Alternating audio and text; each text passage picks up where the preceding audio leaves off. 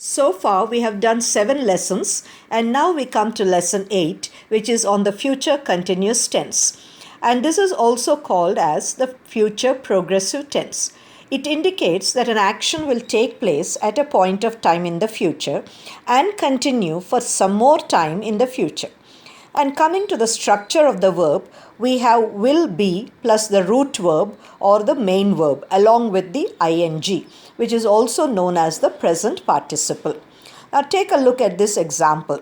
Tomorrow I will be meeting the principal to talk about the reopening of school. Now here you notice the verb will be meeting. This is called a verb group, and we have will be, which indicates the future, and meeting, which indicates the continuous tense. And this meeting is going to take place not now but sometime in the future. And how do we recognize that? The word tomorrow tells us that the meeting has been scheduled for the next day. In this example, you will notice that the action will begin in the future. That's a simple way of looking at it, and then continue for some more time. Now that some more time is also in the future, and later on it will come to an end. When we deal with the future continuous tense, there are certain important points to remember. Action verbs only can be used in this particular tense. Action verbs indicate actions that have a duration. That is the reason why we can use them in the future continuous tense. But there are other verbs which are called as stative verbs, and these verbs only indicate a state of being or existing, and they cannot be used and should not be used in the future continuous tense. This is a very important point to be remembered while using the future continuous tense. And if you have any confusion in using the future continuous tense, then it would be better to use the simple future. Now look at the examples. He will be knowing about it very soon.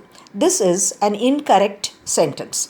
Why is it not correct? The reason is know is a stative verb. It indicates the state of knowing something or having information about something, and that's exactly not an action verb. So since it is not an action verb, we cannot use it in the continuous form, and it would be better to say he will know about it very soon. The next important point here is that the future continuous tense can be used along with the simple present tense.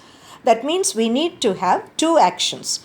And because we have two actions, we have to be very careful to understand the duration of each action.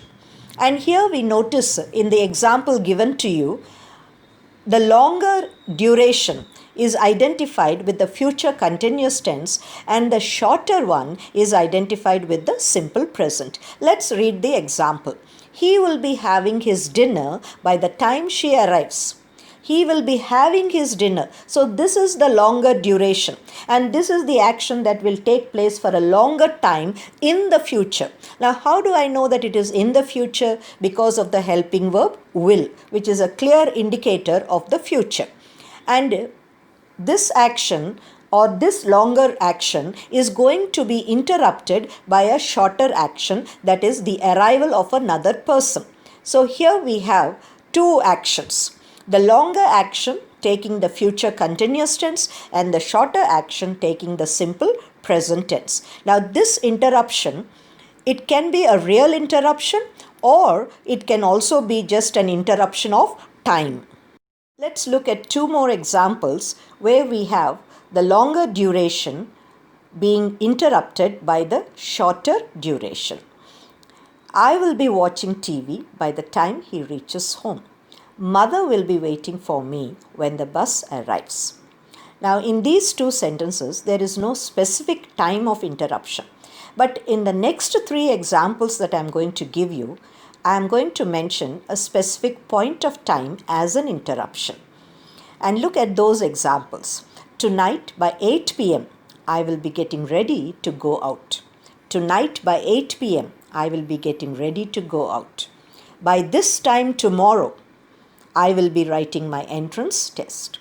This evening by 5 p.m., they will be leaving to their native place. So if you look carefully at these sentences, we have a specific point of time, and that specific point of time is the point of interruption.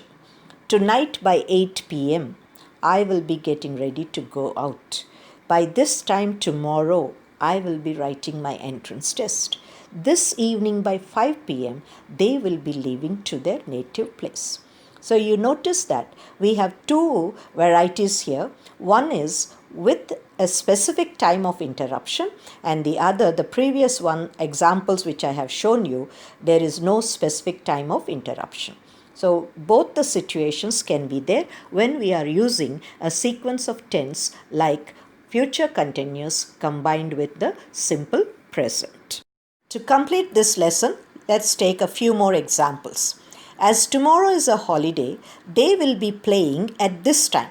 So tomorrow at this time, what will they be doing? That's the question. So they will be playing. Look at the next example. We will be visiting Mysore next year by this time. Next year by this time, this is the point of time in the future. And at that point of time, what will we be doing? We will be visiting Mysore. So we have the future continuous tense. Tomorrow is Sunday, so I will be spending lots of time in the library. By this time tomorrow, I will be washing my motorbike. So you notice that all these actions, they are going to happen in the future, and they will continue for some more time in the future. Therefore, we are able to use the future continuous tense. And this is a very important lesson. So please read it a number of times or listen to it a number of times, and that will help you with your understanding.